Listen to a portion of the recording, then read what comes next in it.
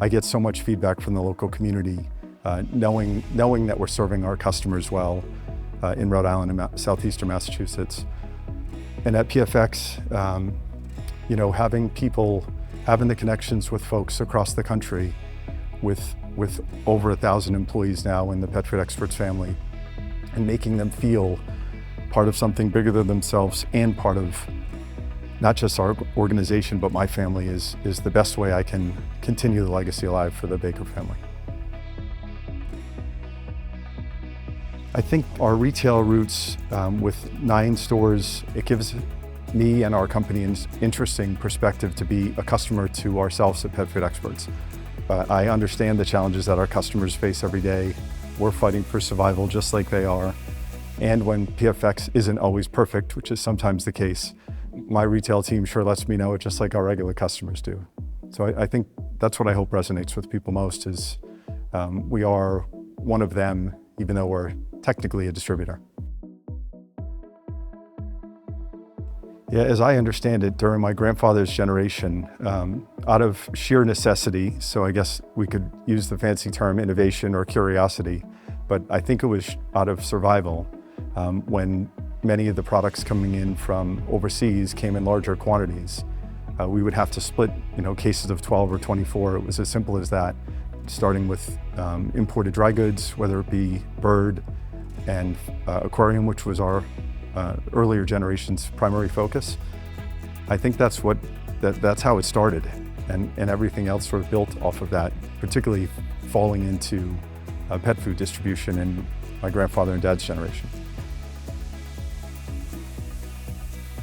Yeah, it's been really hard to pick and choose what vendors to align with to support our core customer, neighborhood pet customers. Earlier this year, before the integration project started, we were blessed to launch a few brands, several of which have set records for us. Some of the fastest growth brands we've ever tackled and had the pleasure of representing with our customers. So generally speaking, it's as we've gotten bigger and have more distribution centers, it is getting harder to start a brand from scratch. To do so one region at a time just challenges our process.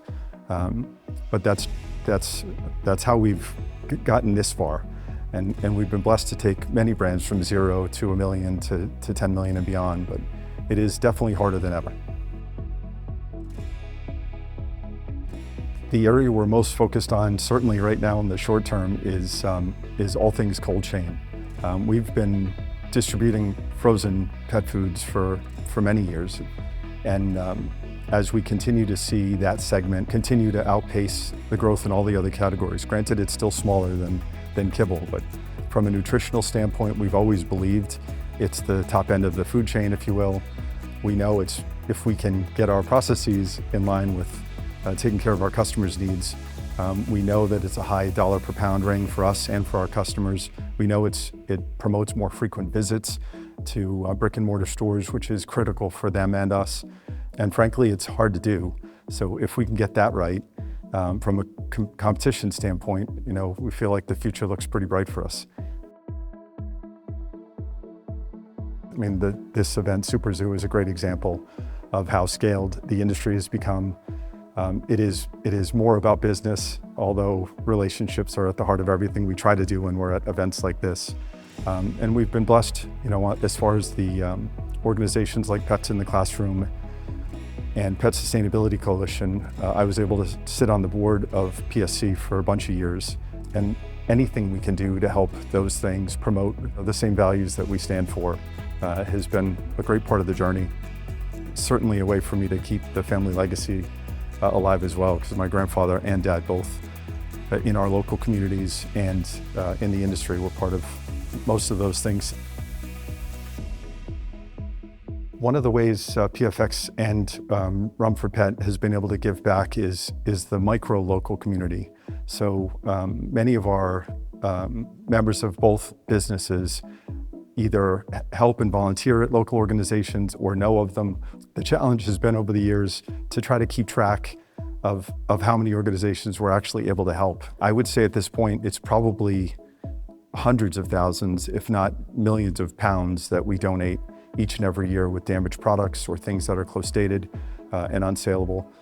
It's an important part of what we do and an easy way to give back, frankly. But the more formal financial part of our philanthropy is still a work in progress, whether it be working with my wife and kids on our own family journey in that regards, or PFX just trying to formalize our approach. We budget to give back, and we get plenty of requests, but it is something that our team is really proud of, that's for sure.